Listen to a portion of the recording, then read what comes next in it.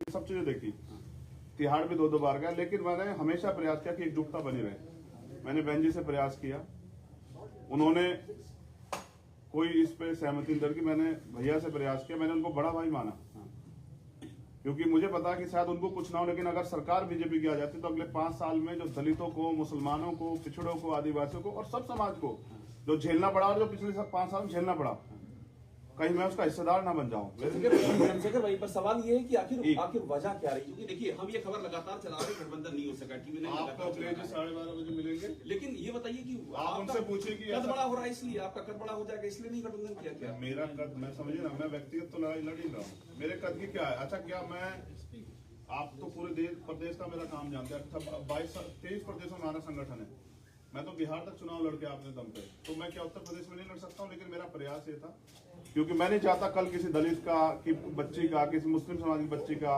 किसी अन्य धार्मिक अल्पसंख्यक समाज समझ, किसी स्वर्ण समाज की बच्ची का भी रेप, हत्या हो। हमने देखा ना उन्नाव क्या हुआ, हमने देखा ना हाथरस क्या हुआ। इस बीजेपी को रोकने के लिए मैंने अपना स्वाभिमान दांव पे लगा दिया, जबकि मेरे वर्कर नहीं चाहते थे, वो चाहते थे कि हम अपने हितों की लड़ाई स्वयं लड़े।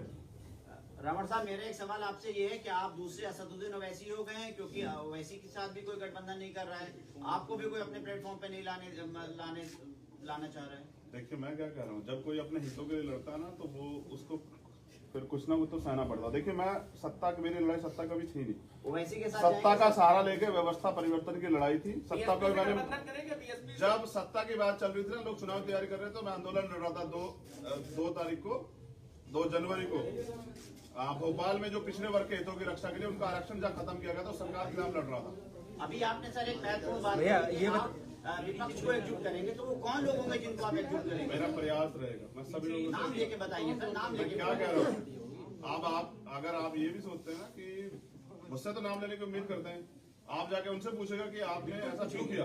जब आप पूछेंगे तो मैं पर्सनली आपको नाम लेके बताऊंगा। मेरा काम है कि जो बटा हुआ विपक्ष है वो एकजुट, और मैं इसके लिए 2 दिन और प्रयास करूंगा पूरी जिम्मेदारी से। नहीं होगा तो भीम आर्मी के लोग, आजाद समाज पार्टी को अपने दम पे चुनाव लड़ेंगे।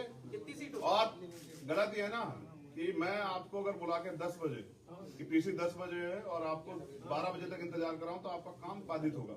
मुझे ऐसा लगता है मेरे साथ यही हुआ कि पिछले 2 महीने से हमसे कहा गया कि आप जो है ना हमारे साथ मिलकर वो करेंगे। हमारा प्रयास था, हमारा समाज चाहता था कि बीजेपी से किस तरह से छुटकारा मिले, और हम लड़े 5 साल।